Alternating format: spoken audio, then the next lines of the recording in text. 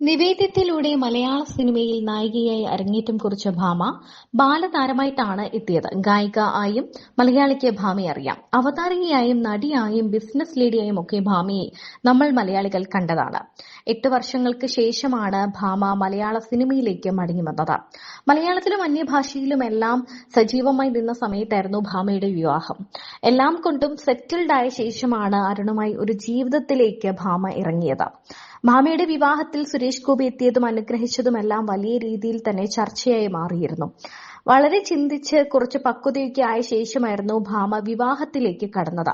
അച്ഛനില്ലാതെ വളർന്ന ഒരു കുട്ടിയുടെ എല്ലാ വേദനകളും ഭാമയ്ക്കുണ്ടായിരുന്നു. അതുകൊണ്ട് തന്നെ സ്വയം ഒരു സുരക്ഷിത വലയം തീർത്ത് അത്യാവശ്യം സാമ്പത്തികമായൊക്കെ ഒരു ഭദ്രത ഉണ്ടാക്കിയ ശേഷമേ വിവാഹത്തിലേക്ക് കടക്കൂ എന്ന് ഭാമ പലപ്പോഴും പറഞ്ഞിരുന്നു. അങ്ങനെ തന്നെയാണ് ചെയ്തത്. വിവാഹശേഷം അഭിനയത്തിൽ നിന്നും പൂർണ്ണമായും വിട്ടുനിന്ന ഭാമ പിന്നെ മോഡലിംഗിലും കുടുംബജീവിതത്തിലും സജീവമായിരുന്നു. എന്നാൽ ആ കുടുംബജീവിതത്തിന് അല്പായുസായിരുന്നു എന്ന് വേണം പറയാൻ. ആ കുടുംബജീവിതം അവസാനിപ്പിച്ചുകൊണ്ട് ഭാമ സിനിമയിലേക്ക് 8 വർഷങ്ങൾക്ക് ശേഷം മടങ്ങിയെത്തി. ഒരു പെൺകുഞ്ഞാണ് ഭാമയ്ക്ക്. ഗൗരി എന്നാണ് മകളുടെ പേര്.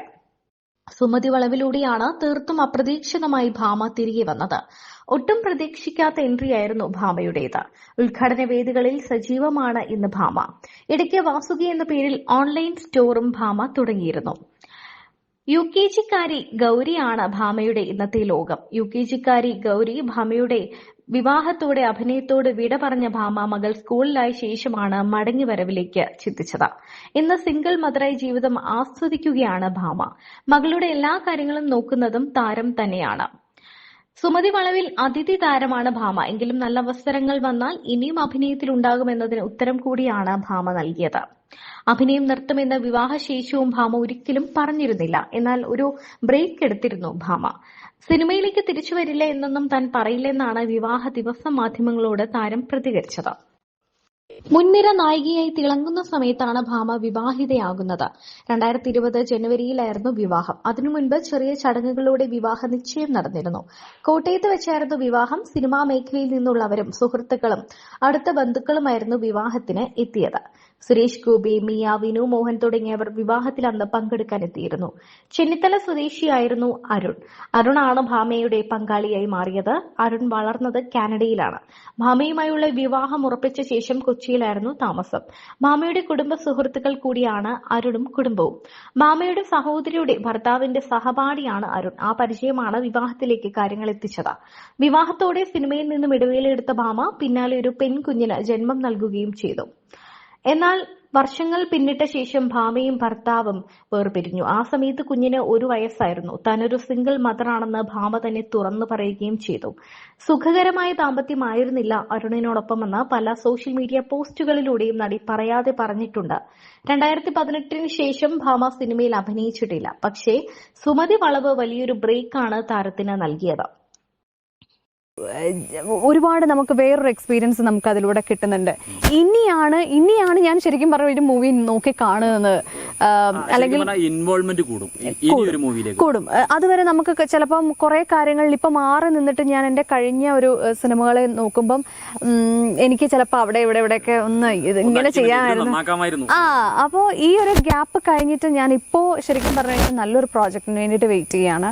അപ്പോൾ നല്ല ഒരു പ്രോജക്റ്റുമായിട്ട് എനിക്കതൊരു ആവശ്യമാണ്. അതെന്ന് വെച്ച് കഴിഞ്ഞാൽ ഇനിയാണ് എനിക്ക് എൻ്റെ സൈഡിൽ നിന്നും കൂടെ, മറ്റേത് ഡയറക്ടർ പറഞ്ഞു അവർ നമുക്ക് കൂടുതലൊന്നും അതിനെക്കുറിച്ച് ആലോചിക്കുന്നില്ല, എടുക്കുന്നില്ല. പക്ഷെ ഇനിയത്തെ വരവിൽ ഒരു പക്ഷേ എനിക്ക് കൂടുതൽ എന്നെ തന്നെ എനിക്കൊരു പുതിയൊരു രീതിയിലേക്കുള്ള സിനിമയെ നോക്കി കാണുന്ന രീതി മാറി, ചിന്തിക്കുന്ന രീതി മാറി. അപ്പോൾ അത് ഞാൻ എല്ലാം ഒരു പുതിയതായിട്ടായിരിക്കും ഞാൻ നോക്കുന്നത്. അപ്പോൾ ആ ഒരു ഗ്യാപ്പ് എന്നെ സംബന്ധിച്ച് നല്ലതായിരുന്നു. സിനിമയിലെ നിങ്ങളെ ഏറ്റവും കൂടുതൽ സ്വാധീനിച്ച ഒരു വ്യക്തി ആരായിരിക്കും? സിനിമയിൽ ശരിക്കും ഞാൻ ഫസ്റ്റ് വന്ന ലോഹി സാറിന്റെ ഒരു ക്ലാസ്, അത് ഒരു വലിയൊരു ഇതായിരുന്നു. ചിലപ്പോൾ ഒരു പക്ഷേ ഞാൻ ചിലപ്പോൾ ആ ഒരു സിനിമയിലൂടെ അല്ല വന്നിരിക്കുന്നതെങ്കിൽ ഒരുപക്ഷെ ഞാൻ ഇത്രയും സിനിമകൾ ഞാൻ കണ്ടിന്യൂ ചെയ്യത്തില്ല. അപ്പോൾ അതൊരു നല്ലൊരു ഗൈഡൻസ്. 2 വർഷം ഉണ്ടായിരുന്നെങ്കിലും നന്നായിട്ട് സാറോ നമ്മളെ ഗൈഡ് ചെയ്യായിരുന്നു. പിന്നെ ഒരു ഇൻഫ്ലുവൻസ് ചെയ്യാന്ന് പറഞ്ഞു കഴിഞ്ഞാൽ നമ്മൾ കൂടെ അഭിനയിക്കുന്നവരൊക്കെ ചിലപ്പം ആക്ടേഴ്സ് ആയിരിക്കാം, ചിലപ്പോൾ എക്സ്പീരിയൻസ് ആയിട്ടുള്ള ഡയറക്ടേഴ്സ് ആയിരിക്കാം. അവർ സിനിമകളെ നോക്കിക്കാണുന്ന രീതി, പഠിക്കുന്ന രീതി, ജീവിതത്തിലെ എക്സ്പീരിയൻസിന് സിനിമയിലേക്ക് അപ്ലൈ ചെയ്യുന്ന രീതി, ഇതെല്ലാം വ്യത്യാസമാണ്.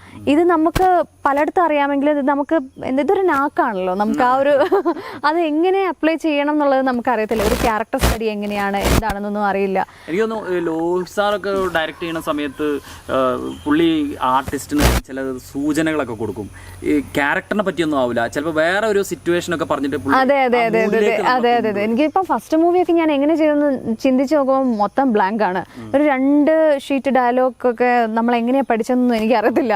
പക്ഷെ അതൊരു വേറൊരു ഒരു പാറ്റേൺ തന്നെയായിരുന്നു, വേറൊരു ക്ലാസ് തന്നെയായിരുന്നു, നോ ഡൗട്ട്. പിന്നെ കന്നഡ മൂവിയിലൊക്കെ ചെയ്ത സമയത്ത് ഈ പൊതുവേ മലയാളി കുട്ടികളെ അഭിനന്ദിക്കും അവർ, കാരണം ഡയലോഗ്സ് പഠിക്കുന്നത് കൊണ്ട്.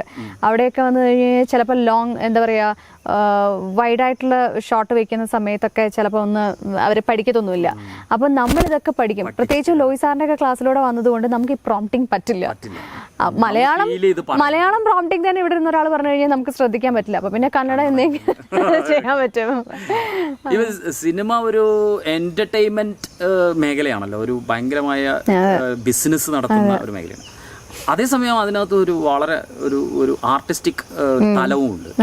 അതിനെ എങ്ങനെയാണ് ഭാമ ഇതിനെ രണ്ടിനെയും കൂടെ എങ്ങനെയാണ് ഏത് സെഗ്മെന്റിനാണ് കൂടുതൽ ഇമ്പോർട്ടൻസ് ഉള്ളത്? അത് ഇപ്പോൾ ഒരു പ്രൊഡ്യൂസർ ആസ് എ പ്രൊഡ്യൂസർ നോക്കി കാണുന്നത് അവരുടെ സിനിമയിൽ ബഡ്ജറ്റ് കുറച്ച് മാക്സിമം നഷ്ടം ഉണ്ടാകാൻ നിൽക്കുക എന്നുള്ളതായിരിക്കും.